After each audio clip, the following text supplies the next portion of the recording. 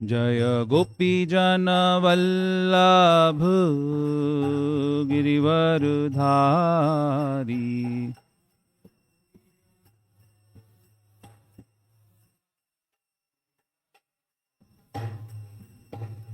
यशोदानंदन ब्रजजनरंजन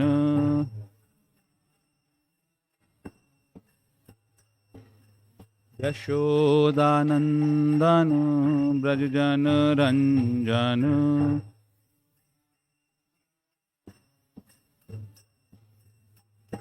यमुना तीरावनचारी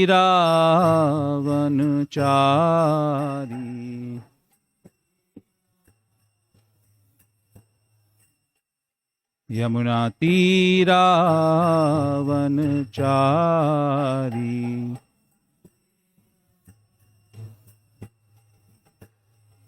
जय राधा माधव कुंज बिहारी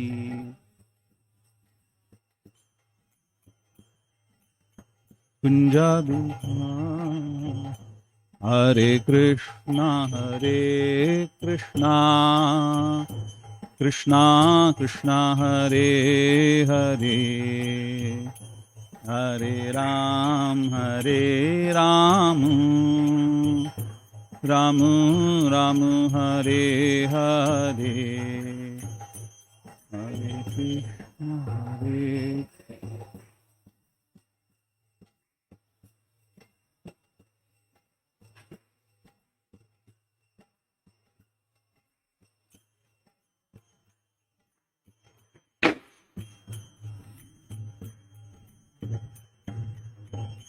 हरे कृष्ण हरे हरे कृष्णा कृष्णा कृष्णा हरे हरे हरे राम राम राम हरे हरे हरे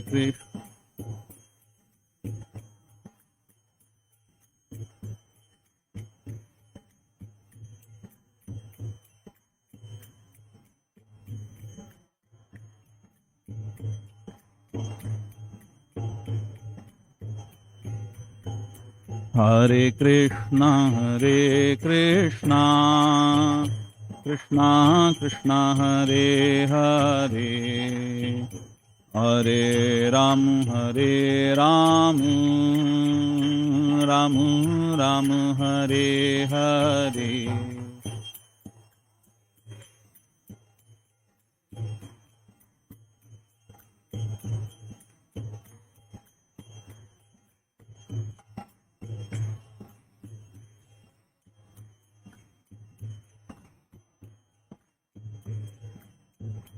जय राधा वल्लभ राधे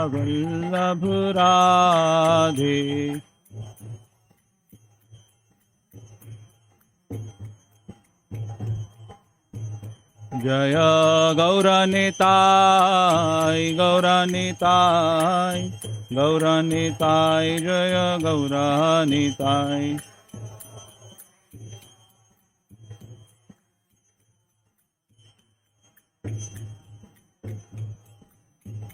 जय जय प्रभुपाद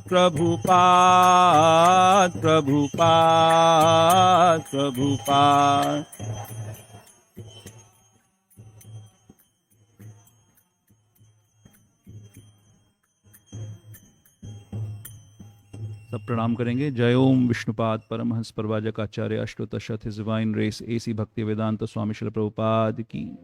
जय ओम विष्णुपाद परमहंस प्रवाजक आचार्य अष्टोत्तरशत हिज डिवाइन रेस भक्ति सिद्धांत सरस्वती गोस्वामी प्रभुपाद महाराज की। अनंत कोटि वैष्णव वृंद की। नामाचार्य शरदास ठाकुर की।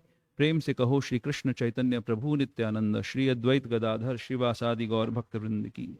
श्री श्री राधा कृष्ण गोप गोपीनाथ श्याम कुंड राधा कुंड गिरि गोवर्धन धाम की। मथुरा वृंदावन धाम की। पुरुषोत्तम क्षेत्र जगन्नाथपुरी धाम की।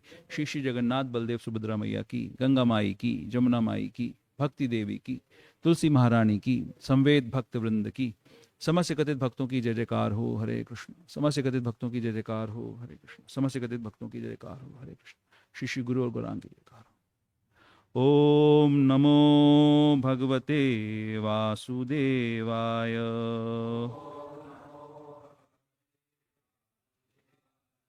ओम नमो भगवते वासुदेवाय।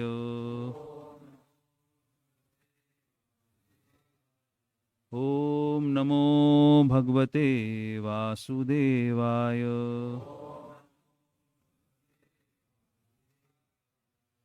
श्रीमद् भागवतम स्कंध 4 अध्याय 28 श्लोक संख्या 11। तो आप मेरे पीछे दोहरा सकते हैं। भयनाम्नोऽग्रजो भ्राता, भयनाम्नोऽग्रजो भ्राता, प्रज्वारः प्रत्युपस्थितः, ददाहतां पुरीं कृत्स्नां, भ्रातुः प्रियचिकीर्षयः। भयनाम्नोऽग्रजो भ्राता, प्रज्वारः प्रत्युपस्थितः, ददाहतां पुरीं कृत्स्नां, भ्रातुः प्रियचिकीर्षया। भयनाम्नोऽग्रजो भ्राता, प्रज्वारः प्रत्युपस्थितः, ददाहतां पुरीं कृत्स्नां, भ्रातुः प्रियचिकीर्षया। दोहरा सकते हैं। भयनाम्नोऽग्रजो भ्राता, प्रज्वारः प्रत्युपस्थितः, ददाहतां पुरीं कृत्स्नां, प्रियचिकीर्षयः। भयनाम्नोऽग्रजो भ्राता, प्रज्वारः प्रत्युपस्थितः, ददाहतां पुरीं कृत्स्नां, भ्रातुः प्रियचिकीर्षया। भयनाम्नोऽग्रजो भ्राता, प्रज्वारः प्रत्युपस्थितः, ददाहतां पुरीं कृत्स्नां, भ्रातुः प्रियचिकीर्षयः। भयनाम्नोऽग्रजो भ्राता, प्रज्वारः प्रत्युपस्थितः, ददाहतां पुरीं कृत्स्नां, भ्रातुः प्रियचिकीर्षया। भयनाम्नोऽग्रजो भ्राता, प्रज्वारः प्रत्युपस्थितः, ददाहतां पुरीं कृत्स्नां, भ्रातुः प्रियचिकीर्षया। और कोई माताजी? भयनाम्नोऽग्रजो भ्राता, प्रज्वारः प्रत्युपस्थितः,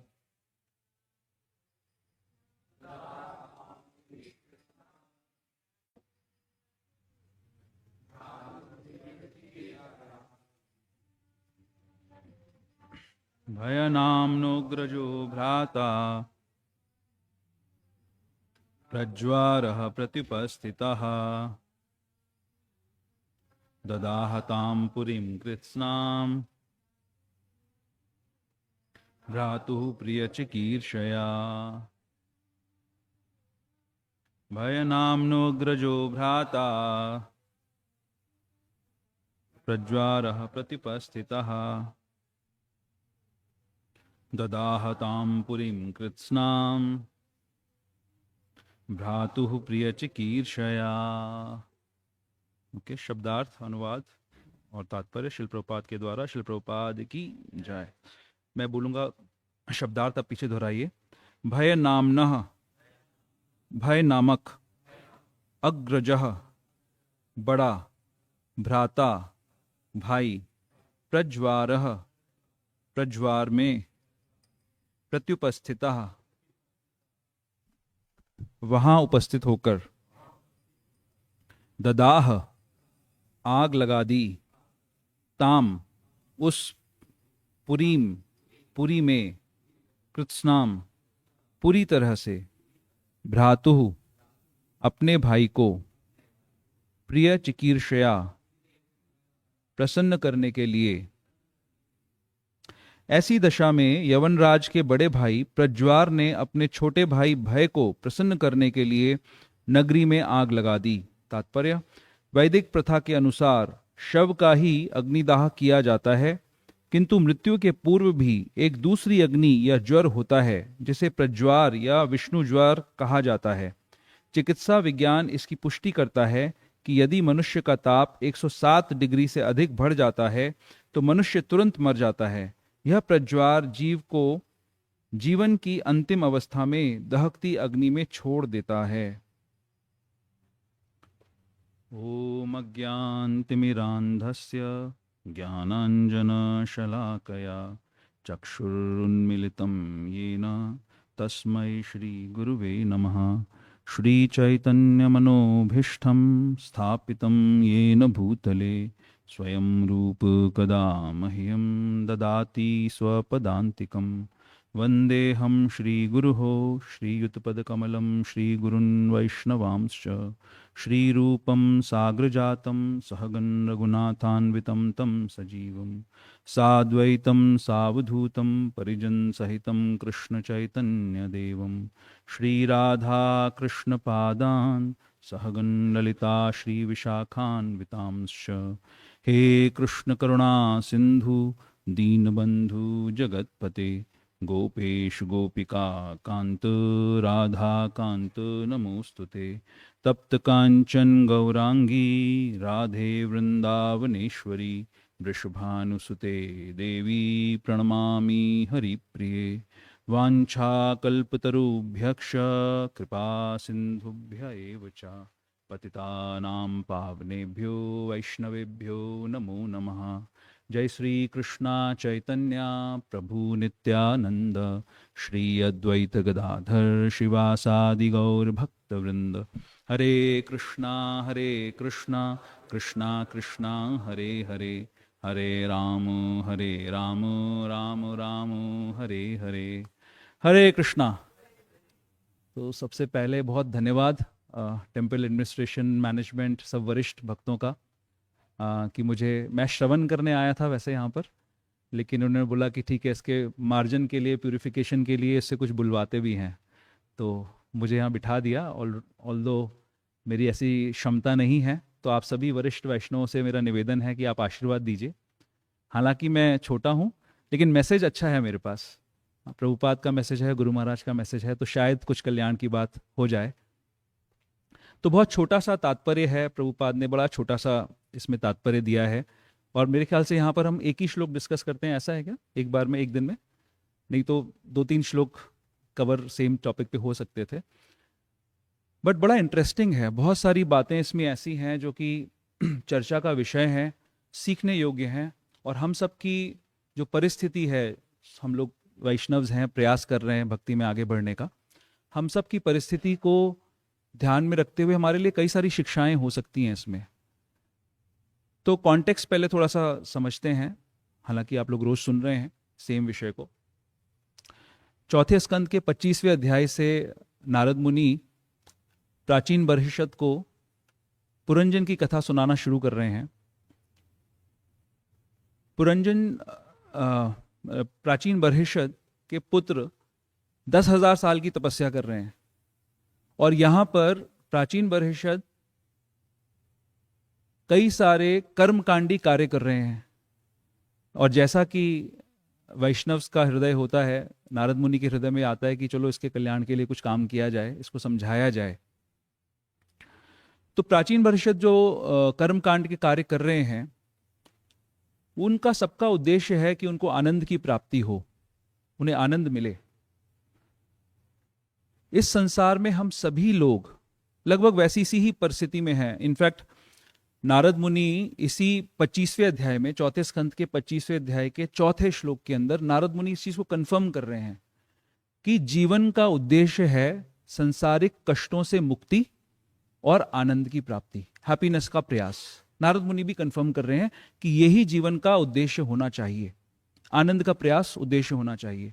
प्राचीन परिषद भी इसी उद्देश्य के साथ में कर्मकांड के कार्य कर रहे हैं, वैदिक यज्ञ कर रहे हैं। मुझे बताया जब मैं यहाँ आया कि यहाँ पर आसपास में बहुत सारे कॉलेजेस हैं, बहुत सारे इंस्टीट्यूशंस हैं। तो जो कॉलेजेस में पढ़ने वाले हजारों बच्चे यहाँ पर आते हैं, वो कोई मध्य प्रदेश की इकोनॉमी का डेवलपमेंट करने नहीं आते हैं, वो इसी उद्देश्य से आते हैं कि हमें अपना आनंद का प्रयास करना है। हम सभी लोग हर समय, भले यहाँ पर गिरोह वस्त्र में बैठे हुए लोग हों या सफेद वस्त्र में बैठे हुए लोग हैं या हमारे जैसे नीले वस्त्र वाले भी हों, यहाँ पर सबका प्रयास एक जैसा है कि हम सबको आनंद चाहिए। और इनफैक्ट ये प्रयास बहुत जल्दी शुरू हो जाता है। माँ के गर्भ में जब बालक 9 महीने तक उल्टा लटका होता है और अपने ही मलमूत्र में पड़ा होता है, हिलडुल नहीं सकता, और वहां जो माँ खाती है उसके शरीर को लगता है, तो बालक के हृदय में भी ये बात आती है कि मुझे आनंद चाहिए।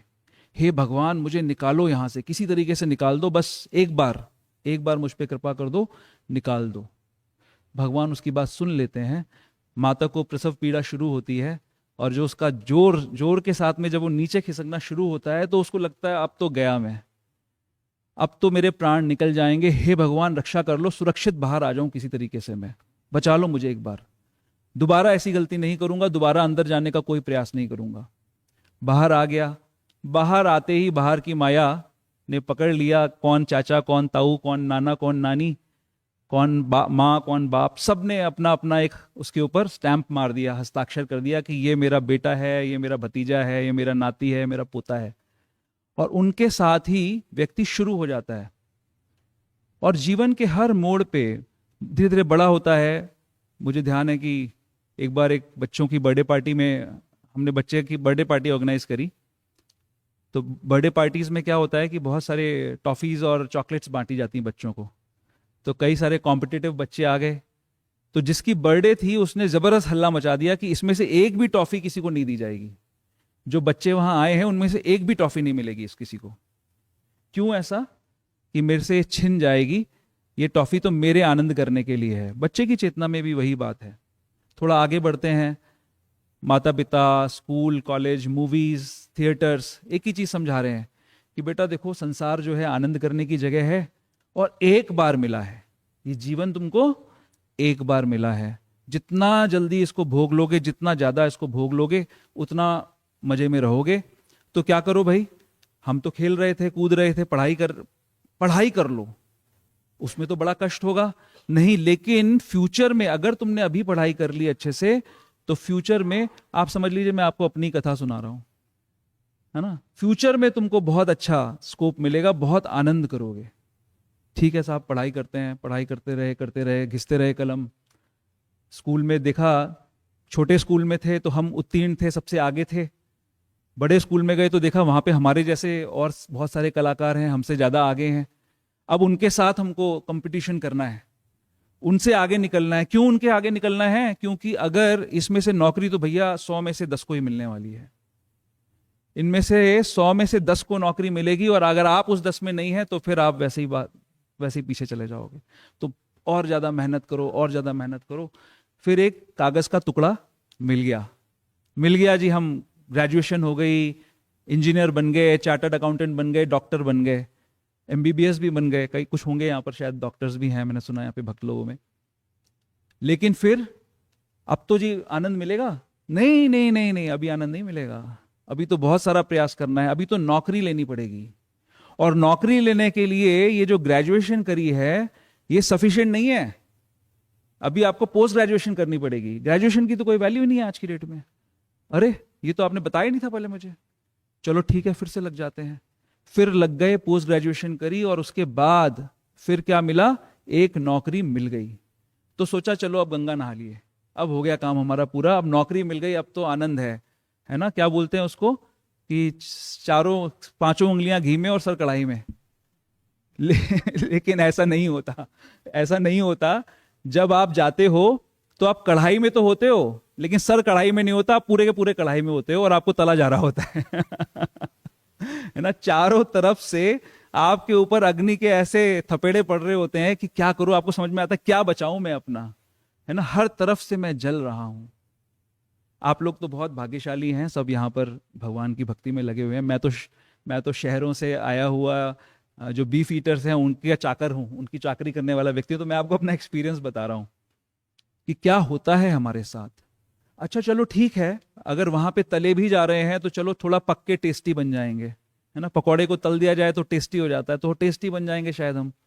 ऐसा नहीं होता। उसके बाद भी सर्च पूरी नहीं होती। उसके बाद भी ये बताया जाता है कि यार अब नौकरी तो मिल गई, अब छोकरी भी चाहिए, या छोकरी को छोकरा चाहिए, लड़की चाहिए, मतलब नौकरी और छोकरी दोनों चाहिए। तो छोकरी चाहिए तो अच्छा जॉब भी चाहिए, क्योंकि पिता पूछेगा, लड़की का बाप पूछेगा कमाते कितना हो बेटा, घर खर्च कैसे चलाओगे। तो उसके लिए अच्छा प्रमोशन भी चाहिए, और फिर प्रमोशन की तलाश शुरू हो जाती है। प्रमोशन के बाद कंपटीशन फिर से शुरू हो जाता है, और फिर हायर पोजीशंस पे जाने का मन करता है। तो हर स्टेज पे मां के गर्भ में थे और वहां से निकलना चाहते थे, तो क्यों चाहते थे कि मुझे कष्ट हो रहा है और मुझे आनंद चाहिए। ऑफिस में अगर हम नौकरी कर रहे हैं या बड़ा कोई व्यापार कर रहे हैं तो भी इच्छा यही है कि मुझे आनंद चाहिए, मुझे कष्ट हो रहा है।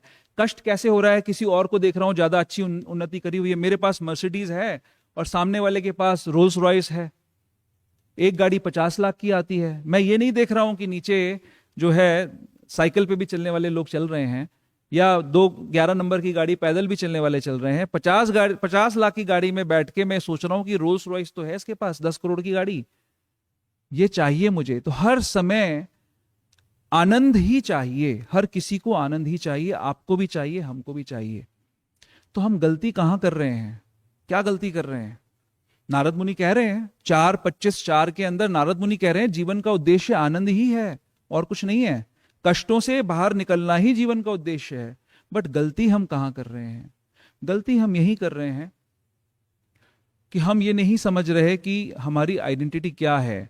हम अहंकार की बात करते हैं, है ना। अहंकार, अहंकार यानी ममत्व, मैं कौन हूं, ये पहचान। और इस अहंकार से ही लिंक्ड है हमारे जीवन का उद्देश्य। जब तक ये पहचान इस शरीर से है तब तक इस शरीर का सुख मुझे अपना सुख लग रहा है। हमारी वैदिक, हम लोग बहुत भाग्यशाली हैं, हम सभी लोग बहुत भाग्यशाली हैं जिन्होंने भारतवर्ष में जन्म लिया है, क्योंकि यहीं पे ये ज्ञान दिया जाता है। डार्विन जैसा आदमी तो ये कहता है कि देखो जी भैया, ये जीवन आखिरी जीवन है, एक ही जीवन मिला है, इस जीवन में जितना मर्जी इंजॉय कर लो, और इस जीवन को हम अल्टीमेटली लेबोरेटरीज में क्रिएट भी कर लेंगे। वो ये हमको प्रॉमिस कर रहा है डार्विन। यानी सारा संसार, भारत के बाहर और अब तो भारत के अंदर भी, सारा संसार क्या सोच रहा है कि ये आखिरी जीवन है, और इसलिए एक होड़ है कि इस जीवन में जल्दी से आनंद भोग लो। जब मैं बुक डिस्ट्रीब्यूशन करने जाता हूं तो एक किताब है on the way to Krishna, Krishna की ओर, तो उसका जब मैं इंट्रोडक्शन करता हूं तो मैं बोलता हूं कि जी ये आनंद के बारे में किताब है, और आनंद की परिभाषा है कि वो निरंतर होना चाहिए और बढ़ते रहना चाहिए। और हमें जो आनंद मिलता है वो कैसा मिलता है, एक दिन हम खुश होते हैं, एक दिन हम उदास होते हैं। तो इसमें, इस किताब में, इस 30 पन्ने की किताब में आपको यह बताया जाएगा कि ये निरंतर बढ़ने वाला आनंद आपको मिल सकता है कि नहीं मिल सकता। अगर मिलेगा तो कहां मिलेगा। तो बुक ले लेता आदमी फटाक से, क्योंकि उसको पता है कि यहां, ये भी तो मेरी बात कर रहे हैं भाई साहब, ये तो मुझे बता रहे हैं कि हाँ जीवन में एक दिन सुख और एक दिन दुख है, लेकिन हमारी इच्छा है परमानेंट हैप्पीनेस की। Constantly increasing happiness is what we desire and deserve. But क्यों नहीं मिल रही, क्योंकि हम अपनी गलत पहचान, गलत अहंकार के साथ बैठे हुए हैं। हम ये सोच रहे हैं कि हम ये शरीर हैं, और हमारा अपना सबका एक्सपीरियंस है कि जब मां के गर्भ में थे तो 6 अंगुल के थे और अभी 6 फीट के हो सकते हैं हम। तो हम कहां चले गए उस बीच में से, उस वहां से लेकर यहां तक की यात्रा में हम वो तो रहे ही नहीं ना, हम तो कुछ और हो गए। वो शरीर तो ऐसा था ही नहीं। तो अगर हम जीवात्मा के रूप में, हमारा जो गुण है वो परमानेंट, हम आनंद के अगर बने हुए हैं और हमें परमानेंटली इंक्रीजिंग आनंद चाहिए, तो वो परमानेंटली इंक्रीजिंग आनंद हमें परमानेंट चीजों से ही मिल सकता है, वो कहीं टेम्पररी चीजों से नहीं मिल पाएगा। लेकिन सारा समाज, सारा का सारा साहित्य, सारे हमारे पॉलिटिशियंस, हमारे लीडर्स हमको क्या सिखाते हैं कि आपको इसी जीवन में सुख मिल जाएगा और ये सुख आपका परमानेंट होगा। आप जैसे मूवीज जिन्होंने भी पहले देखी होंगी, उसमें हमेशा एक हैप्पी एंडिंग होती है मोस्टली, अगर ट्रेजेडी ना हो तो हैप्पी एंडिंग होती है कि they lived happily ever after. क्या होता है कि हीरो और हीरोइन दोनों आपस में एक दूसरे के पीछे पेड़ के चारों तरफ घूम रहे होते हैं और प्रयास कर रहे होते हैं एक दूसरे को प्राप्त करने का, और उसके बाद एक समय ऐसा आता है बहुत सारी लड़ाई झगड़े के बाद कि एक दूसरे का मिलन हो जाता है, और उसके बाद वो एक लास्ट में तख्ती लगा देते हैं कि they lived happily ever after. यहां पर जो गृहस्थ लोग बैठे, कितने गृहस्थ लोग बैठे यहां पे मेरे अलावा, कोई हाथ खड़ा करेगा? आप लोगों का क्या कहना है इस बारे में? मुझे कोई मजाक की एक बात बता रहा था, मुझे किसी ने प्रश्न पूछा कि जब ये शादी होती है तो दूल्हा तो घोड़ी पे बैठा होता है, ये बाराती इतना क्यों नाचते हैं, उनको क्या इतना मजा आ रहा होता है? तो किसी ने समझाया कि देखो दो कैटेगरी के लोग हैं ये। एक तो ये है कि जिनको लग रहा है कि आज ये दूल्हा बना है कल मैं भी बनूंगा, तो वो इस उद्देश्य से खुश हो रहे हैं कि कल मैं खुश हो जाऊंगा। और बाकी दूसरे वो हैं कि देखो आज ये मेरी पार्टी में आएगा, इसको भी उतना ही मजा आएगा जितना मुझे आ रहा है ना। ये मैं फंस चुका हूं, अब ये भी फंसेंगे सारे के सारे। वो इसलिए नाच रहे होते हैं कि चलो एक और मेरी पार्टी में शामिल हुआ। तो गृहस्थों का ये अनुभव है, सच में ये बड़ा जबरदस्त अनुभव है कि सुख, जिस सुख की लालसा में हम भाग रहे हैं वो इस संसार में मिलेगा नहीं। तो ये जो टेम्पररीनेस और परमानेंसी की बात है, हमको ये बहुत अच्छे से समझना पड़ेगा और बार बार रिमाइंड करना पड़ेगा। आप कह सकते हो कि यार ये सब बातें तो हम बचपन से पैदा हुए थे तब से ही सुन रहे हैं, जब से हम इस्कॉन में पैदा हुए हर आदमी ये बातें बता रहा है, लेकिन भेजे में घुस नहीं रही है, मन में बैठ नहीं रही है, आत्मसात नहीं हो पा रही है हमसे ये बात, हमें समझ में नहीं आ रही है। हमें लग रहा है कितने ही थपेड़े पड़ जाएं, कितने भी दुख जीवन में आ जाएं, उसके बाद भी हमें लगता है कि हाँ एक झलक सुख की मिल सकती है। शायद मैं एक एक्सेप्शन केस होऊंगा जिसको सुख मिल जाएगा। ये सारे तो चलो ठीक है जो हो गया इनके साथ, ये लोग के अंदर कुछ कमी रही होगी, ये एक्सपीरियंस होल्डर्स जो हैं गलत हैं, इनको कुछ पता नहीं ठीक से। मेरे पास कुछ विशेष विज्ञान है, मैं इस संसार में कुछ ऐसी व्यवस्था कर लूंगा कि मैं सुखी हो जाऊंगा। तो क्या भागवत क्या हमें उपदेश देती है, समझाती है? यस्याम वै श्रूयमाणायाम। जब आप लोग भागवतम डिस्ट्रीब्यूट करने जाते होंगे तो आप जरूर इस श्लोक को कोट करते होंगे एक साथ। यस्याम वै श्रूयमाणायाम कृष्णे परम पुरुषे भक्तिर उत्पद्यते पुंसाम शोक मोह भयापह। किसके जीवन में शोक नहीं है, किसके जीवन में मोह नहीं है और किसके जीवन में भय नहीं है? हम सभी लोग तो भयभीत हो रहे हैं हर समय, हम सभी लोग तो शोक में चल रहे हैं हर समय। तो भागवतम कह रही है कि अगर आप ये यस्याम वै श्रूयमाणायाम, अगर आप ये श्रवण करोगे, क्या श्रवण करोगे? भगवान श्री कृष्ण के नाम रूप गुण लीला का श्रवण करोगे, तो फिर आपके हृदय में क्या अंकुरित हो जाएगा? तुरंत प्रेममयी भक्ति उत्पन्न हो जाएगी, प्रेम उत्पन्न हो जाएगा। और उससे क्या होगा? शोक मोह भयापह, शोक मोह और भय जड़ से खत्म हो जाएगा आपके हृदय से। क्या है वो भगवान की नाम रूप गुण लीला? क्या है नाम रूप गुण लीला? यह है कि पहले भगवान की पहचान है कि भगवान कौन है। भागवत में व्यासदेव जी कह रहे हैं कि एतेह चांशा कलह पुंसाम कृष्णस्तु भगवान स्वयं इंद्रारी व्याकुलम लोकम हृदयंती युगे युगे। मैंने अभी तक जिनका वर्णन किया वो तो भगवान के अंश और कला थे, अब मैं स्वयं भगवान का वर्णन कर रहा हूं। क्या व्यासदेव जी को जरूरत आ गई ये डिवीजन क्रिएट करने की, डिविजिवनेस क्रिएट करने की? मुझे एक बार एक और संप्रदाय के संत मिले, उन्होंने मुझे बोला, बड़े महान संत हैं आज की डेट में, उनका पूरे विश्व में नाम है और मेरे मामा जी लोगों के गुरु हैं वो। तो उन्होंने मुझे बताया कि आपके इस्कॉन वाले जो है ना, ये भगवान के अंदर डिवीजन क्रिएट कर देते हैं, वो कृष्ण के अंदर भी डिवीजन क्रिएट कर देते हैं कि तुम्हारे मथुरा के कृष्ण अलग हैं, वृंदावन के कृष्ण अलग हैं, यहाँ के कृष्ण अलग हैं, वहां के कृष्ण अलग हैं। तो खैर वो तो बहुत महान आचार्य थे, मेरे से मजाक कर रहे थे, वो छेड़ रहे थे मुझे कि उनको पता था कि मैं इस्कॉन वाला हूं तो मैं चिढ़ूंगा, इस्कॉन की कोई बात करेगा, निंदा करेगा, तो मुझे छेड़ रहे थे। बट वो प्रभुपाद की बड़े प्रशंसा करते हैं। लेकिन इस बात से एक बात दिमाग में आई मेरे कि हम लोगों के ऊपर प्रभुपाद जी की कितनी बड़ी कृपा है कि हम इन बातों को डिवीजन नहीं देख रहे हैं। हम अपने जीवन का जो चरम लक्ष्य है, प्रभुपाद जी ने बिल्कुल उस चरम लक्ष्य तक हमको पहुंचाने की व्यवस्था करी हुई है। हमको ऐसे गूढ़ तत्व बता रखे हैं कि हमारा अल्टीमेट आनंद हमें कहां मिलेगा, हमें किसका भजन करना है, हमारे क्यों राधे और श्याम हमारे साथ हैं, क्यों राधा और वल्लभ साथ में हमारे साथ में हम पूजा करते हैं, क्यों राधा रानी का क्या यहाँ पर इंपॉर्टेंस है और क्यों कृष्ण के साथ हम राधा रानी की पूजा करते हैं, ये सब हमको बताया, यानी टॉप मोस्ट लेवल की चीज हमको बताई। बट हम संसार में कहां बैठे हुए हैं, हमारा जो स्तर है अभी कहां पर है, वो ये है कि किस प्रकार से आहार, निद्रा, भय और मैथुन के सुखों को हम इस शरीर को अपना मानकर इन सुखों को भोग लें, हम यहां पर बैठे हुए हैं। तो जब ये यस्याम वै श्रूयमाणायाम इस श्लोक के आधार पर हम श्रवण करेंगे तो हमें समझ में आएगा, पहले क्या समझ में आएगा, संबंध ज्ञान समझ में आएगा। पहले समझ में आएगा कि हम शरीर नहीं है भाई, हम जिस शरीर को सोच रहे हैं हमसे ज्यादा तो कुकर सुकर आनंद कर रहे हैं। जिस बच्चे को मैं बात कर रहा था कि गर्भ में पड़ा रहता है, उसकी स्थिति किसी सुअर की स्थिति से ज्यादा अलग थोड़ी होती है। सुअर भी मल में रहता है, मल में रहता है, मल में आनंद करता है। और उस चेतना में, उस शरीर के अंदर जो जीव फंसा हुआ है, उसकी चेतना ऐसी हो जाती है कि अगर इंद्र भी सुअर बन जाए, शास्त्र का एग्जाम्पल है, तो वो भी उस स्थिति से निकलना नहीं चाहता।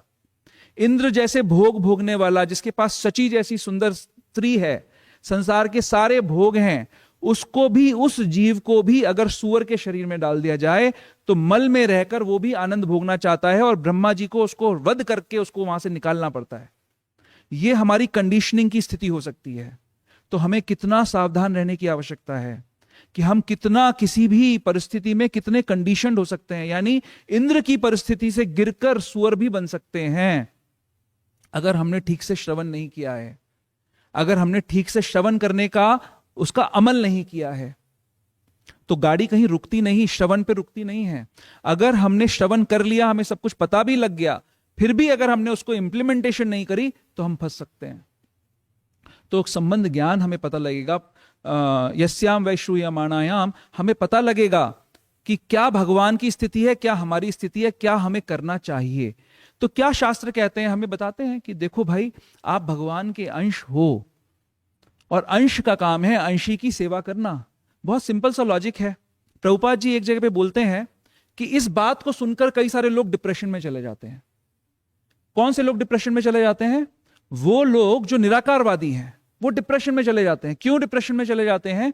क्योंकि निराकारवादियों को लगता है कि अगर यहां पे उनका एक्सपीरियंस क्या है, उनका एक्सपीरियंस है इस संसार की सेवा। अगर मैं नौकरी कर रहा हूं तो कोई मुझे सैलरी दे रहा है, और अगर मुझे एक आदमी की सैलरी दे रहा है, उसकी अपेक्षा है कि वो मुझसे 2 आदमियों का काम कराए। तो वो मुझे एक्सप्लॉइट कर रहा है, मेरा शोषण करना चाहता है। इस संसार की सेवा का एक्सपीरियंस तो ऐसा है। तो जब कोई निराकारवादी को यह बात बोली जाती है कि बेटा तुम भगवान के नित्य दास हो, जीवेर स्वरूप हो कृष्णेर नित्य दास, तुम नित्य दास हो, तो उसको लगता है भगवान कहां फंस गया, मैं तो मुक्ति चाहता था, मैं तो यहां से निकलना चाहता था संसार के कष्टों से, और ये बोल रहे हैं कि मुक्ति के बाद आपको चाकरी करनी पड़ेगी। ये चाकरी कैसी है? मैं नहीं कर सकता चाकरी, तो भगवान है ही नहीं, भगवान तो ये सब ड्रामा है, ये माया है, इल्यूजन है। तो निराकारवादी बोल देगा भगवान तो है ही नहीं। लेकिन भक्त को पता है, अगर भक्त से श्रवण करोगे, अगर वैष्णवों से सुनोगे, तो आपको पता लग जाएगा कि भगवान तो अपने चाकर का चाकर बन जाता है, भगवान तो अपने दासों का दास बन जाता है। और इस सिर्फ भीष्म पितामह और प्रभुपाद और व्यासदेव और ऐसे भक्तों की बात नहीं कर रहा हूं मैं। एक साधारण सा भक्त जो अभी अभी भगवान की शरण में आ रहा है, उसके लिए भी भगवान चाकर जैसा काम करने लग जाते हैं। सबका अनुभव होगा, मैं गारंटी से कह सकता हूं, हर किसी का अनुभव होगा कि कैसे भगवान हर समय हमारे साथ खड़े होते हैं, हर समय हमारी सहायता करते हैं, हमें शक्ति देते हैं। तो ये जब आप सही जगह पे ये सुनोगे, श्रवण करोगे, तो पता लगेगा कि हाँ, मैं भगवान का दास हूं। अच्छा, भगवान कौन है? भगवान सच्चिदानंद विग्रह है। ईश्वरः परमः कृष्णा सच्चिदानंद विग्रह अनादिरादिर गोविंदा सर्व कारण कारणम। वो भगवान की पहचान है, डेफिनेशन है, थियरम है कि भगवान कौन है। भगवान बना हुआ है 3 चीजों का, सत, चित और आनंद का बना हुआ है। उसका कोई आदि नहीं है, उसका कोई अंत नहीं है। अच्छा, ऐसा है भगवान, तो उस भगवान का अंश कैसा होगा? उस भगवान का अंश भी तो वैसा ही होगा, जिसका कोई आदि नहीं है, जिसका कोई अंत नहीं है, जो आनंद का बना हुआ है, जो पूरी ज्ञान का बना हुआ है और जो कभी मरता नहीं है। वो कौन है भी? वो हम हैं, वो हम सारे जीव हैं। भगवान से भिन्न हुए अनंत कोटि जीव हैं जो भगवान के सेवक हैं, और उन सब के अंदर वही क्वालिटीज हैं जो भगवान के अंदर क्वालिटीज हैं, लेकिन आंशिक मात्रा में है। क्वालिटेटिवली हम सेम हैं, गुणात्मक दृष्टि से हमारी समानताएं हैं, संख्यात्मक दृष्टि से हम अणु हैं, वो विभु हैं। यह पहचान आपको सही श्रवण करने पर मिलेगी। तो इसीलिए जब यह समझ में आ जाएगा कि अच्छा, भगवान अगर आनंद के बने हुए हैं और मैं भी आनंद का बना हुआ हूं, इसीलिए मेरे अंदर ये इच्छा आ रही है कि मुझे आनंद चाहिए, और मैं अपने अपने तरीके के प्रयास कर रहा हूं। हर समय मैं सोच रहा हूं कि मैं ये काम करूंगा तो मुझे आनंद मिल जाएगा, दूसरा काम करूंगा तो आनंद मिल जाएगा, but happiness is always around the corner. मैं इस खंबे तक भागता हूं तो पता लगता है कि आनंद और अगले खंबे पे भाग गया, वहां भागता हूं तो और आगे चला गया।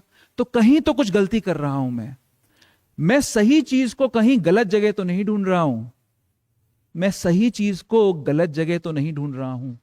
यही प्रयास, यही समझ, जैसे जैसे जब हम आपकी भजन क्रिया में लगे रहते हैं, तो यही रियलाइजेशंस, यही विचार धीरे धीरे, हम यहां पर अलग अलग स्तर के उन्नत से उन्नत और नव आगंतुक भक्त भी यहां पर होंगे, तो वैसे वैसे हमारे रियलाइजेशंस स्ट्रांग होते जाते हैं। जैसे जैसे हम भजन क्रिया को और पक्का करते जाते हैं, वैसे वैसे हमारे अंदर ये रियलाइजेशन आता जाता है कि मैं सुख को गलत जगह ढूंढ रहा हूं। हमारे यहाँ कॉर्पोरेट वर्ल्ड में एक शब्द यूज होता है, फोमो। सुना है किसी ने ये शब्द, फोमो? नए बच्चों ने शायद सुना होगा, जो आजकल कॉलेजेस में या स्कूल्स में या कहीं पढ़े हैं। फोमो सुना है किसी ने? क्या होता है फोमो? फोमो का मतलब होता है fear of missing out. Fear of missing out. जैसे मतलब उदाहरण के तौर पे, कहीं पे कोई, मान लीजिए मैं एक एम्प्लॉय हूं और कहीं पे मेरे ही टीम के कुछ लोग मीटिंग कर रहे हैं और मैं उस मीटिंग में नहीं हूं, तो मेरे को चिंता हो जाएगी कि पता नहीं क्या कर रहे हैं ये लोग, कहीं मेरी निंदा तो नहीं कर रहे हैं, मेरी टांग तो नहीं खींच रहे हैं, कहीं मैं खत्म तो नहीं हो जाऊंगा।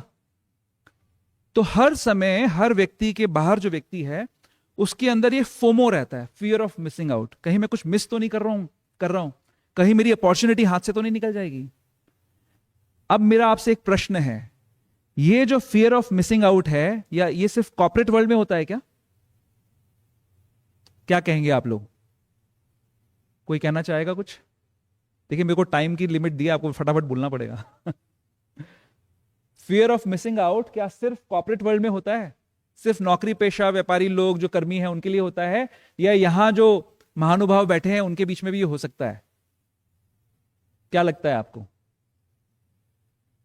क्या होता है यहां? क्या हो सकता है यहां? यह हो सकता है कि हमें भी फियर ऑफ मिसिंग आउट हो सकता है, क्योंकि जब बाहर से कोई व्यक्ति यहां आता है, इस एनवायरनमेंट में आता है, मैं इसलिए आप लोगों से बात शेयर कर रहा हूं क्योंकि मैं एक सो कॉल्ड एक्सपीरियंस गृहस्थ हूं, गृहमेधी हूं, वैसे तो गृहस्थ बनने का प्रयास कर रहा हूं, तो मुझे पता है कि क्या हो सकता है। तो जब कोई बाहर से गृहस्थ, सो कॉल्ड पैसे वाला व्यक्ति या सोसाइटी में वेल प्लेस्ड व्यक्ति, और उसको एक माला भी पहना दी जाए, जब वो आता है तो हमारे मन में आता है कि यार ये भी तो बड़ी अच्छी भक्ति की कला है। ये जो है दिन में सुबह सुबह मंगल आरती कर लेते हैं, माला कर लेते हैं, बाकी पूरा दिन नोट छापते हैं, और जब मंदिर में आते हैं तो इनको माला भी मिल जाती है। ये क्या चक्कर है? फिर हम तो बड़े घाटे के सौदे में रहे, क्या कहीं we are not missing out something? Are we missing out something or not? That is the question. ये प्रश्न हर जीव के अंदर आता है। क्यों आता है? स्वाभाविक है, क्योंकि हम आनंद के बने हुए हैं। हम हर समय इवैल्यूएट करते रहते हैं कि हमारी कौन सी पोजीशन ऐसी होगी जिसमें हमें मैक्सिमम आनंद मिलेगा। ये हर समय हमारा इवैल्यूएशन चलता रहता है, हर समय हम इवैल्यूएशन करते रहते हैं। लेकिन अगर आपने अच्छे गुरु से श्रवण किया है, अगर आपका गुरु निष्ठावान है और आपको अच्छे से श्रवण कर रहा है, तो आपको समझ में आएगा कि इसी का नाम माया है। पुरंजन की कहानी में क्या सुना रहे हैं नारद मुनि? प्राचीन परिषद क्या कर रहा है? वो कोशिश कर रहा है, उस जमाने में सब समझते थे कि अगर मुझे भौतिक सुख चाहिए तो धर्म करूंगा, धर्म से अर्थ की प्राप्ति होगी, अर्थ से कामनाएं पूरी होंगी, धर्म, अर्थ, काम और फिर मोक्ष, है ना? चार पुरुषार्थ जो वेदों में बताए गए हैं। आजकल धर्म तो कोई जानता नहीं है। आजकल लोग क्या सोचते हैं कि भाई मैं अच्छी सी पढ़ाई करूंगा। लोगों का कर्मकांड क्या है आज की डेट में कि मैं पढ़ाई करूंगा, अच्छी डिग्री लेके आऊंगा, अच्छी नौकरी करूंगा और फिर मैं सुखी हो जाऊंगा। ये रास्ता, धर्म को हटा दिया और नौकरी आ गई उसके बीच में, पढ़ाई और नौकरी आ गई उसके बीच में। तो प्रयास एकदम सिंपल सेम है, पहले जो प्राचीन भविष्य का प्रयास था और आज आपके जो आसपास के कॉलेजेस में जो बच्चे पढ़ रहे हैं, सबका प्रयास एकदम सेम है।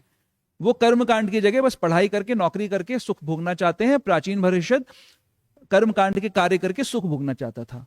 तो नारद मुनि उसको क्या समझाने का प्रयास कर रहे हैं, ये पूरी कहानी में क्या समझा रहे हैं? पूरी कहानी क्या है कि भाई एक राजा है जो पूरे विश्व में भ्रमण कर रहा है और ढूंढ रहा है कि कौन सी जगह मेरे लिए सबसे सुखमय होगी। आप बताइए, हम सब ने ऐसा नहीं किया क्या? हम भी तो ढूंढ रहे हैं जगह जगह जाके कि कहां मुझे सुख मिल जाएगा। फिर जहां सुख ढूंढने गया वहां पर उसको एक स्त्री मिल गई सुंदर, उसके साथ उसने विवाह कर लिया और उसके साथ नौ द्वारों के शहर में रह रहा है और वहां पर भोग कर रहा है, आनंद कर रहा है। लेकिन एक विलन आ जाता है मूवी के अंदर जिसका नाम है चंडवेग, और उसके सहयोगी जो लोग हैं वो हैं, क्या नाम है, कालकन्या, कालकन्या नाम है ना उसका, जरा आ जाती है साथ में, और उसके और भी जो दो चार चिले चपाटे हैं, है ना, आदि व्याधि बीमारियां परेशानियां, जरा, है ना, और उसका भाई प्रज्वार, यही है ना पूरी मूवी। तो क्या समझाना चाह रहे हैं नारद मुनि इस मूवी के माध्यम से? यही समझाने का प्रयास कर रहे हैं प्राचीन भविष्य को कि देखो, वो पूछेगा बाद में, आप पढ़ेंगे, बाद में पूछेगा कि अच्छा भाई साहब ये बताइए बात किसकी कर रहे थे इतनी देर से? वो बोलेंगे बेटा तुम्हारी ही बात कर रहा था मैं ये तुम ही हो इस मूवी के हीरो, और तुम्हारे ऊपर ही अटैक होने वाला है चंडवेग का, समझ जाओ। तो इस मूवी के हीरो कौन है? कौन कौन है इस मूवी के हीरो? हम सब इस मूवी के हीरो हैं। ये जो नारद मुनि की जो मूवी है, इसमें हम सब, ये मेन किरदार हम सब निभाने वाले हैं और हम निभा रहे हैं। और हमारे ऊपर भी वो चंडवेग का अटैक हो सकता है और होगा। लेकिन इससे कुछ श्लोक पहले बड़ा सुंदर सीक्रेट रिवील किया। क्या सीक्रेट रिवील किया? नारद मुनि के पास जब कालकन्या आती है, उनको पास प्रपोजल लेके कि देखिए जी मैं अवेलेबल हूं आपके लिए, आप प्लीज मेरा वरण कर लीजिए, तो नारद मुनि उसकी बातों में नहीं आते, झांसे में नहीं आते। तो उसके तात्पर्य में श्रील प्रभुपाद एक्सप्लेन कर रहे हैं इस चीज को कि जो वैष्णव्स हैं, जो भक्त हैं, वो परमानेंसी के मार्ग पर हैं। अगेन कॉन्टेक्स्ट याद रखिए, हम बात कर रहे हैं कि कैसे हमें अनंत आनंद की प्राप्ति हो सकती है। क्या सिचुएशन हमें चाहिए? अनंत आनंद जो अप्रतिहता है, जो रुकेगा नहीं, कंटिन्यूअसली इंक्रीजिंग आनंद हमें चाहिए। वो आनंद हमें कैसे मिलेगा, इसका बात चल रही है यहां पर। नारद मुनि ये कृपा देना चाहते हैं प्राचीन भविष्य को कि देखो तुम भी एलिजिबल हो उसके लिए, तुमने इतने सारे सब काम कर लिए, लेकिन तुम्हें भी वो मिल सकता है। You have to search for the right thing at the right place. तुम्हें सही चीज की तलाश सही जगह पे करनी है, गलत जगह कर रहे हो भी। हमें इसी चीज से सावधान रहना है। हमें ये समझना है कि कितने भी माया के प्रलोभन क्यों ना आ जाए, हमें पता होना चाहिए, हमें याद करना चाहिए बुद्धि के माध्यम से कि हमारा नेचर है परमानेंट आनंद, और वो परमानेंट आनंद हमें टेम्पररी चीजों से नहीं मिल सकता, किसी भी स्थिति में नहीं मिल सकता। तो जहां पर भी टेम्पररी चीजें आनंद का अनुभव कराने का इल्यूजन क्रिएट कर रही हैं, भ्रम क्रिएट कर रही हैं, उनसे हमें सावधान रहना है। अगर हमें परमानेंट आनंद चाहिए तो परमानेंट के पास जाना पड़ेगा। इस श्लोक में आज की चर्चा में यह था कि प्रज्वार ने पुरंजन के शहर को आग लगा दी। क्यों आग लगाई? अपने भाई के आनंद के लिए। भाई कौन है? भय। भाई भय है, उसके आनंद के लिए उसने आग लगा दी। यानी इसका सांकेतिक मतलब यह हुआ कि ये जो भय है कि हमारा आनंद छिन जाएगा, ये भय का रूट है कि मैं टेम्पररी चीजों से आनंद का प्रयास कर रहा हूं और मेरा एक्सपीरियंस है कि ये सारी टेम्पररी चीजें खत्म हो जाती हैं, तो इसलिए मेरे अंदर भय है कि ये खत्म हो गई तो मेरा आनंद भी खत्म हो जाएगा। मेरा घर, गाड़ी, बंगला अगर खत्म हो गया, मेरा आनंद खत्म हो जाएगा। मुझे जो आज प्रसाद की प्लेट मिलने वाली थी, अगर वो ना मिली तो मेरा आनंद खत्म हो जाएगा। मुझे जो यहां पर ख्याति मिलने वाली थी, अगर ना मिली तो मेरा आनंद खत्म हो जाएगा। हमारा प्रैक्टिकल एक्सपीरियंस इस संसार का ऐसा है कि हर चीज खत्म हो जाती है, और इसलिए हमें लगता है कि हमारा आनंद खत्म हो जाएगा, और इसलिए यह भय आता है। तो प्रज्वार का काम यह है कि उस भय को सार्थक कर देना। और ये हमारे जो भय हैं इस संसार में, जब तक हम संसार से भोगने की कोशिश करेंगे, ये सार्थक होते रहेंगे, ये भय सार्थक होते रहेंगे। लोगों की नौकरियां जाती रहेंगी, लोगों की मृत्यु होती रहेगी, लोगों के जो निकटतम संबंधी हैं वो उनको धोखा देते रहेंगे। ये सब इस संसार में हर समय होता रहेगा। ये संसार का नेचर है। और जब तक प्राचीन परिषद और उसके जितने भी अनुयायी हैं, उसके शहर के जितने भी रहने वाले सिटीजन्स हैं, वो ये सोचते रहेंगे कि इस संसार से हमें सुख मिल सकता है, इस संसार की चीजें हमें कुछ दे सकती हैं, तब तक बार बार चंडवेग और उसका भाई प्रज्वर आकर उसके शरीर में आग लगाता रहेगा और वो भस्म होते रहेंगे। और उनकी जो सुख की चाह है, वो अनंत सुख की जो चाह है, वो खत्म होती रहेगी। इसीलिए हमें, जो मैं श्रवण की बात कर रहा था, कि श्रवण हमें करना है। श्रवण के माध्यम से हमें, उच्चतम श्रवण के माध्यम से अपनी बुद्धि से हमें हर समय इस चीज को स्थिर करना है। जैसे भगवत गीता के 3:42 के अंदर बड़ा सुंदर भगवान ने एक प्रोग्रेशन दिया है कि क्या है, हमारी जो इंद्रियां हैं वो इंद्रिय विषयों से ज्यादा सटल हैं। इंद्रियों से सटल क्या है? हमारा मन। मन से जो सटल सूक्ष्म है वो हमारी बुद्धि है, और बुद्धि से भी सूक्ष्म हमारी आत्मा है। तो अभी की स्थिति क्या है, भौतिक स्थिति क्या है, कि हमारा शरीर रूपी जो रथ है, उसमें जो सारथी है, उसका कंट्रोल, नियंत्रण हमारी इंद्रियों रूपी घोड़ों पे नहीं है। तो घोड़े बिना किसी कंट्रोल के भाग रहे हैं, और वो जो बुद्धि रूपी सारथी है वो कंट्रोल नहीं कर पा रहा, और जो रथी बैठा हुआ है, यानी जीवात्मा बैठी हुई है, वो भी कंट्रोल में नहीं है। लेकिन स्वाभाविक स्थिति यह है कि बुद्धि ज्यादा स्ट्रांग है। भगवान इस 3:42 के अंदर ये श्लोक में ये प्रमाणित कर रहे हैं कि बुद्धि सूक्ष्म है और हमारे मन से ज्यादा स्ट्रांग है स्वाभाविक स्थिति में। अभी हमारे भ्रम की स्थिति में हमारा मन जो है बुद्धि को कंट्रोल कर लेता है, इंद्रियां मन को कंट्रोल कर लेती हैं। तो स्वाभाविक स्थिति में अगर हम स्थित हो जाएं, तो हमारे पास ये कैपेसिटी है कि हम अपनी बुद्धि से अपने मन को कंट्रोल करें, मन को कंट्रोल करके अपनी इंद्रियों को कंट्रोल करें, और इस रथ को, इस शरीर रूपी रथ को इसके गंतव्य तक ले जा सकें। ये हमारे पास कैपेसिटी भगवान ने स्वाभाविक रूप से दी है, लेकिन भ्रम के कारण से हम अभी ऐसा नहीं कर पा रहे हैं। तो अच्छा श्रवण करने के बाद हमें बार बार जब ऐसा कोई मौका दिखे, जब हमारे पास काल कन्या आ जाए, बोले जी वरण कर लो हमारा, या काल कन्या या चंडवेग के कोई अनुयायी आ जाएं और वो हमें बोलें कि भाई आप हमें भोगो, आंखों का विषय आ जाए कोई सुंदर दृश्य, कानों का विषय आ जाए कोई सुंदर स्वर, जिह्वा का विषय आ जाए कोई सुंदर स्वाद, त्वचा का विषय आ जाए कोई सुंदर स्पर्श, नासिका का कोई स्पर्श आ जाए, विषय आ जाए कोई गंध। मैंने 5 बोल दिए है ना। तो कोई भी ऐसा विषय आ जाए तो इवैल्यूएशन करना है कि भैया ये परमानेंट चीज है या इम्परमानेंट है। अगर भगवान के श्री चरणों में चढ़े हुए, अर्पित हुए फूल हैं तो वो परमानेंट है, उनकी गंध को सूंघने से हमारा परमानेंट लाभ हो रहा है। अगर भगवान के सुंदर अर्चा विग्रह का दर्शन करना है तो वो परमानेंट है हमारे लिए। अगर जिह्वा को हमने भगवान के को अर्पित भोग में लगा दिया तो परमानेंट लाभ मिलने वाला है। अगर त्वचा को भगवान के श्री विग्रहों की सेवा में और भक्तों की सेवा में लगा दिया तो परमानेंट लाभ मिलने वाला है।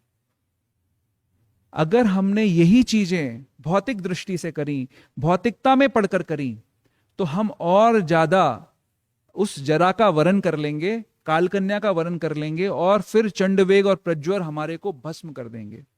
अब यह बात सबसे इंपॉर्टेंट है कि आज जितने भी लोग यहां बैठे हैं वो ये मैसेजेस कम से कम 50 बार सुन चुके होंगे। ये मैसेजेस, उनके पास जो अभी व्यवस्था है, उनके पास जो अंडरस्टैंडिंग है, वो संसार के 99.999999% लोगों में नहीं है। तो आप अहेड हैं, आप आगे हैं उस यात्रा में। तो अगर आपने सिर्फ अपनी रक्षा कर ली अपनी बुद्धि के माध्यम से, इसके आगे एक बात आती है, मैंने बोला बुद्धि से कंट्रोल करो, लेकिन बुद्धि की शक्ति कहां से आएगी? बुद्धि की शक्ति आएगी आत्मा की शक्ति से, और आत्मा की शक्ति है आपकी साधना। जितना आप अच्छे से दृढ़ तरीके से साधना करोगे, उस साधना से आपकी बुद्धि प्रबल हो जाएगी। उस प्रबल बुद्धि से आप अपने मन को कंट्रोल कर सकते हो, और उससे अपनी इंद्रियों को कंट्रोल कर सकते हो, और फिर ये जो पूरी फैमिली है, चंडवेग एंड फैमिली, इनके उत्पात से आप बच सकते हो। मेरा समय यहां पे पूर्ण हुआ, मैं वाणी को विराम देता हूं। अगर किसी का कोई कमेंट है, कोई बात किसी को कहनी, प्रश्न, प्लीज आप बोल सकते हैं। यस प्रभु, कोई माइक है क्या?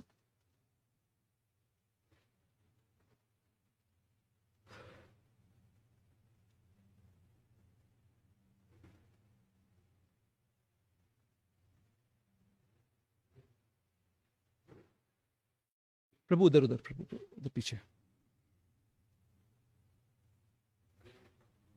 प्रणाम प्रभु जी, हरे कृष्णा। आपकी आवाज नहीं आ रही है प्रभु, थोड़ा ऊंचा बोलिए या फिर माइक चालू नहीं है। बोलिए। हरे कृष्ण प्रभु जी। जो है मैं अपने 5 मिनट के लिए अपना व्यक्तिगत विचार रखूंगा प्रभु जी। अगर कोई विचार में कोई गलती हो जाए तो क्षमा करना, माफ करना। आपका विचार, आपने भगवत गीता यथारूप पढ़ी है?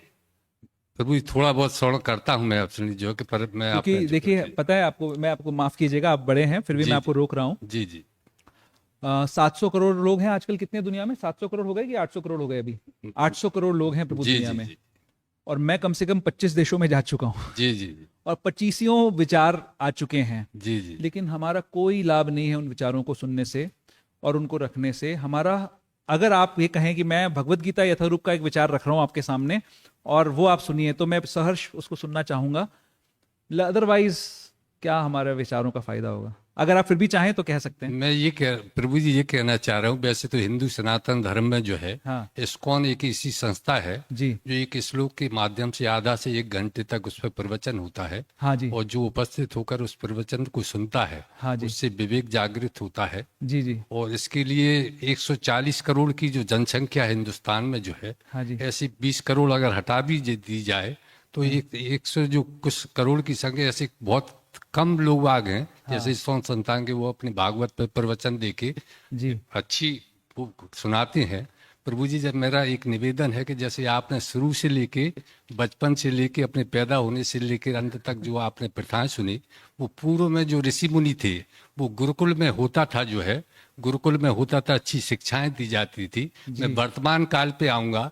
वर्तमान काल में जैसे अब व्यवस्थाएं जो केंद्र सरकार ने, राज्य सरकार ने है, वो व्यवस्थाएं बनाई दी हैं कि जैसे कॉलेजों में पढ़ाई करना है, मान लो आज आप इंग्लिश में भी बोल रहे हैं, वो अब वो चीज़ तो गुरुकुल की रही नहीं। आज अंग्रेजी भी बोल रहे हैं, या जो भी बोल रहे हैं, जो शब्द का आप वो दे रहे हैं जो है जी प्रभु जी, अगर वो कॉलेज में नहीं पढ़ेंगे बच्चे जो है, और जो आपने व्यवस्थाएं कही हैं कि एक शादी के बारे में भी कही, आपने ग्रस्त जीवन के बारे में भी कही, हाँ जी, प्रभु जी अगर वो ये भी व्यवस्थाएं ईश्वर ने बनाई है, मतलब ईश्वर के द्वारा निर्मित की बनाई है कि बच्चा पैदा होगा, पढ़ेगा लिखेगा या गुरुकुल में भी जाएगा तो वो शादी करेगा, शादी भी करेगा तो वो निश्चित जो करके, हाँ मैं ये मान सकता हूँ कि शादी करके वो धर्म के अनुसार, जैसे कृष्ण स्वरूप श्री प्रभुपाद जी ने भी बोला है कि वो मतलब जो करके शादी करके आप धर्म अनुसार चलिए, अच्छे आचरण करिए।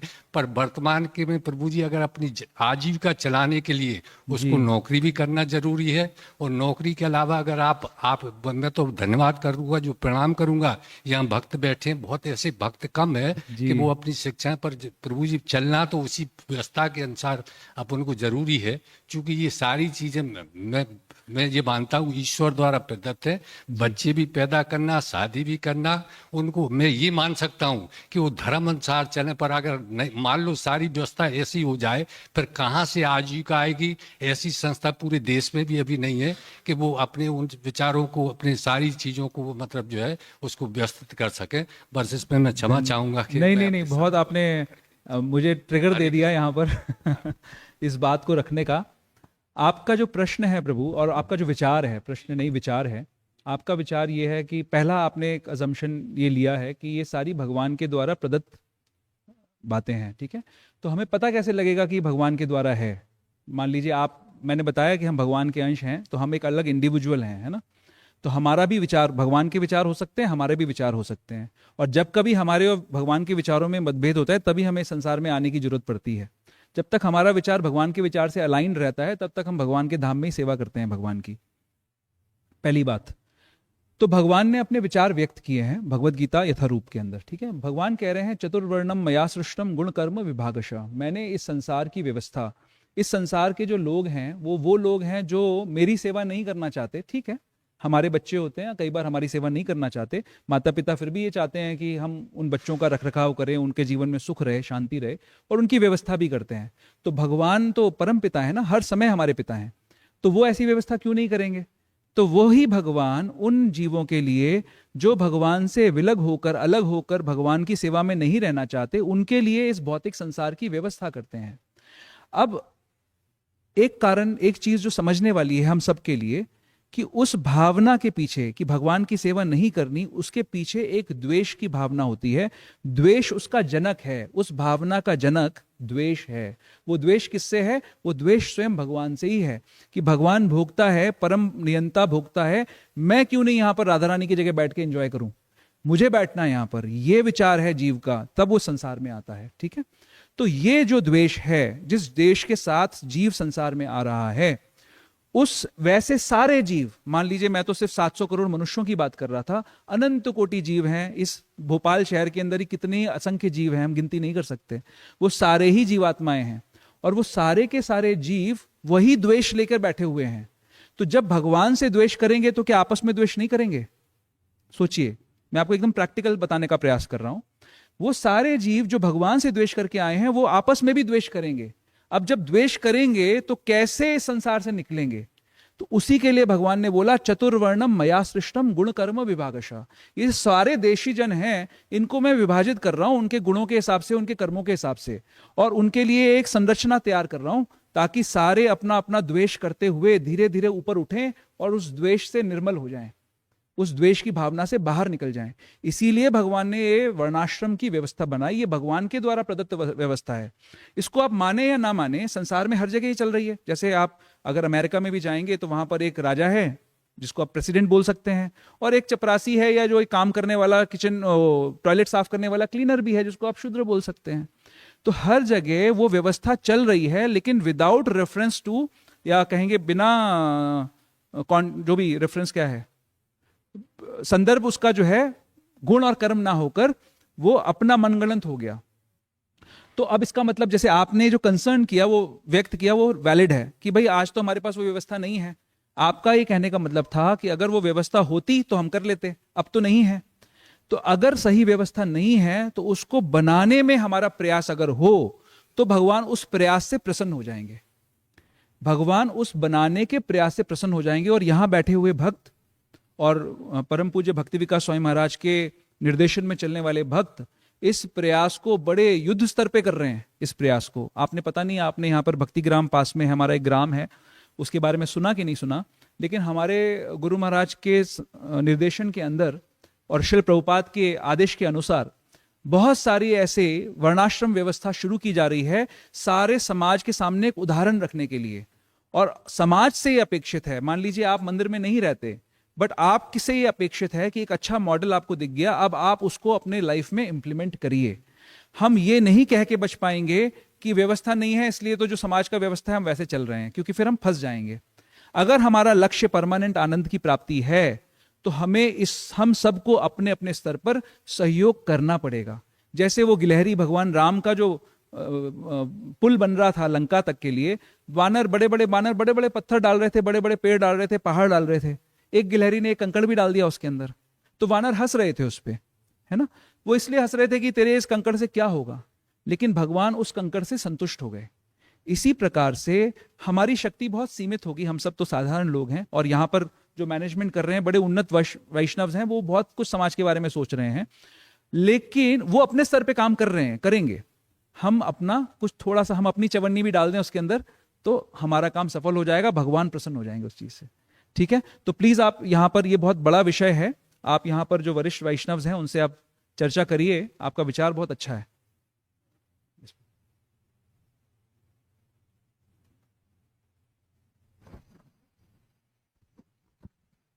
हाँ, प्रणाम प्रभु। प्रभु जी, आपने आनंद के बारे में बताया कि हम हर जीवात्मा सोचता है कि उसको आनंद चाहिए सबको, लेकिन ज़्यादातर हम सोचते हैं कि सुनते हैं कथाओं में प्रभुपाद जी से और वरिष्ठ भक्तों से कि तो आनंद लेना भी एक प्रकार की इंद्रिय तृप्ति है, कि खुद चाह रहे हैं ना, तो आप उसको कैसे एक्सप्लेन करेंगे? अब हमको भी कोई बोलता है कि भाई कथा सुनना है, आपको बहुत ज़्यादा जप करना है, वो तो इंद्रिय तृप्ति है, पहले ये करो, ऐसा ये सब ऐसा बोलते हैं ना। प्रभु जी, इसका सरल उपाय हम बहुत सारा सेंटिमेंटल डिस्कशन इसमें कर सकते हैं, फिलोसफिकल डिस्कशन कर सकते हैं, बट उससे किसी का लाभ नहीं होगा। हम लोग भक्ति मार्ग में हैं, श्रील प्रभुपादानुगा हैं, रूपानुगा हैं। हमारा जो मार्ग है वो समर्पण का मार्ग है, सबमिसिवनेस का मार्ग है।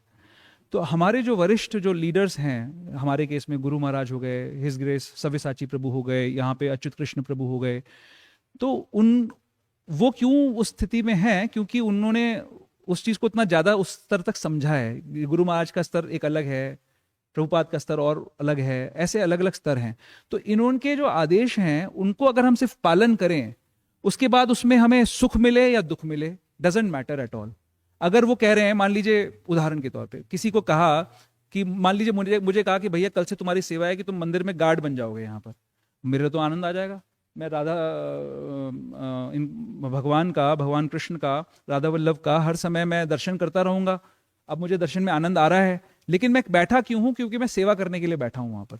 तो सेवा सर्वोपरि है, उसमें सुख आए या दुख आए, हमारी इंद्रिय तृप्ति हो या ना हो, ये तो इममटीरियल है, ये तो कोई क्वेश्चन ही नहीं है, ये सवाल ही नहीं उठता, इसका प्रश्न ही नहीं है। आपको अगर सेवा मिली है, आपका परफेक्शन ये है कि आप ये पता करने का प्रयास करें कि मेरे गुरुजन, मेरे लीडर्स मुझसे चाहते क्या है, और वैसा आप प्रयास करें। फिर उसमें अगर सुख भी मिलता है तो कोई बात नहीं है, और दुख भी मिलता है तो कोई बात नहीं है। कई बार बड़ी सेवा के लिए माल्यार्पण भी होता है, गुरुजन खुद स्वयं तारीफ कर देते हैं। गुरु महाराज कई बार व्यास पूजा पे, व्यास गद्दी पे बैठकर अपने कुछ शिष्यों का नाम लेते हैं।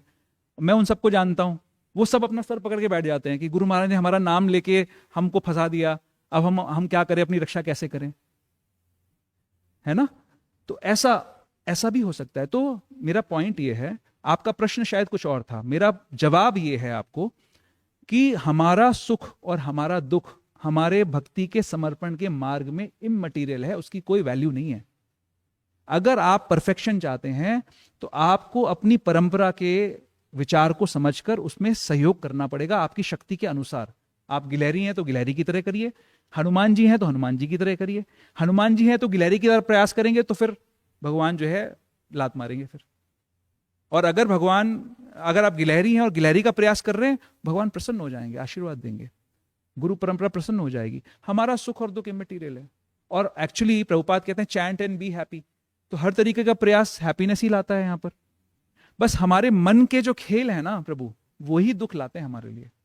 बाकी मैं आपको अपना बता सकता हूँ, उदाहरण बता सकता हूँ कि मैंने 2005 में शायद गुरु महाराज का श्रवण करना शुरू किया, लेक्चर सुनना। 3 या 4 में शुरू किया, सॉरी 3 में मिला गुरु महाराज से पहली बार मैं 2003 में मिला और उनका श्रवण करना शुरू किया। मैंने उनका तीसरा लेक्चर सुना, उसके बाद मेरे को बुक डिस्ट्रीब्यूशन का मन में आ गया, भाव आ गया। जबकि मेरे को दूसरों से बात करना, मेरे को अगर कोई कोने में बिठा दे और बोले कि तुम जिंदगी भर यहीं पे पढ़े रहो और किताब पढ़ते रहो, मैं बहुत सुखी रहूंगा उसमें। और बुक डिस्ट्रीब्यूशन की सेवा कैसी है कि भाई आपको लोगों से मिलना है, जाना है, आपको आउटगोइंग बन जाना है।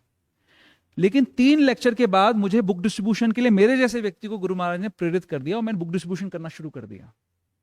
तो जो मेरा आनंद स्वाभाविक था कि मैं इंट्रोवर्ट हूं और मैं एक जगह पे बैठा रहूं और मुझे उसमें आनंद आएगा, मुझे बुक डिस्ट्रीब्यूशन में आनंद आने लग गया। क्यों आने लग गया? क्योंकि मेरे को उनकी ही कृपा से ये समझ आ गई कि मुझे उनकी इच्छा के अनुरूप काम करना चाहिए। तो हम सबका कल्याण होगा अगर हम सिर्फ अपने गुरुजनों का मन का भाव समझकर कि वो क्या चाहते हैं उसमें प्रयास करें, क्योंकि वो शक्ति भी देंगे हमें करने की वो काम। फिर आप देखोगे आपको आनंद आ रहा है, बहुत आनंद आएगा। आपको लगेगा कि निरानंद होता कैसा है, कहां होता है, पता नहीं, दिख ही नहीं रहा आजकल, ऐसा लगेगा। ठीक है? और प्रभु जी, हाँ जी प्रभु प्लीज। जी जी।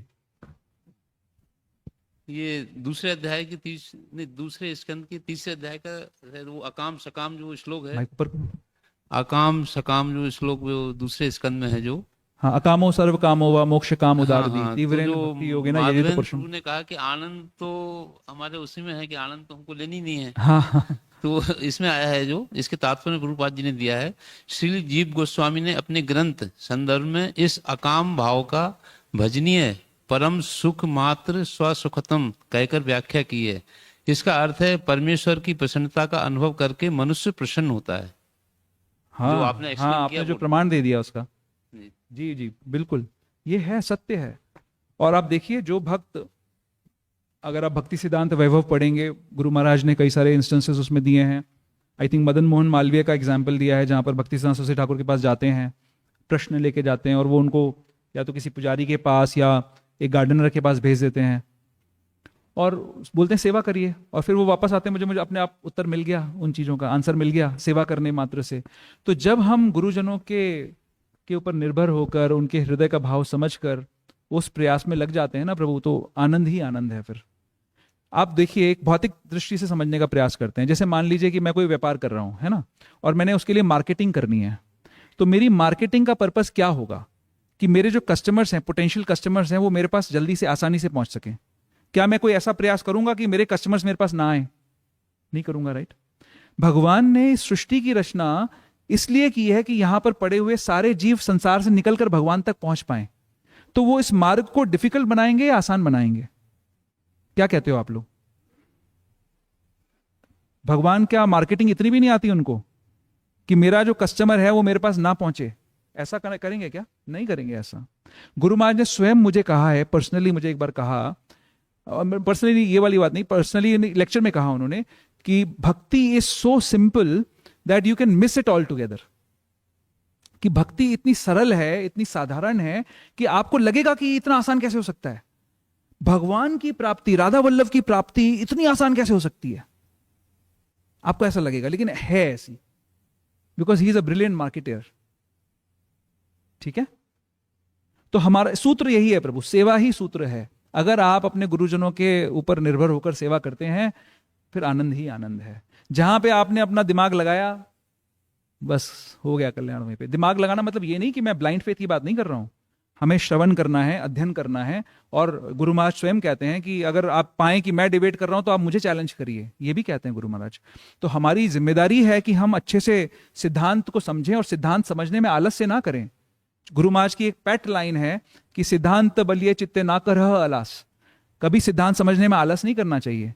लेकिन सिद्धांत समझ में आ गया कि गुरु हमारे श्रेष्ठ हैं, प्रभुपाद अनुगा हैं, उनके जो नीचे काम करने वाले वो भी सारे वैसे के वैसे ही हैं, तो हमको तो बहुत अच्छी सिचुएशन मिल गई।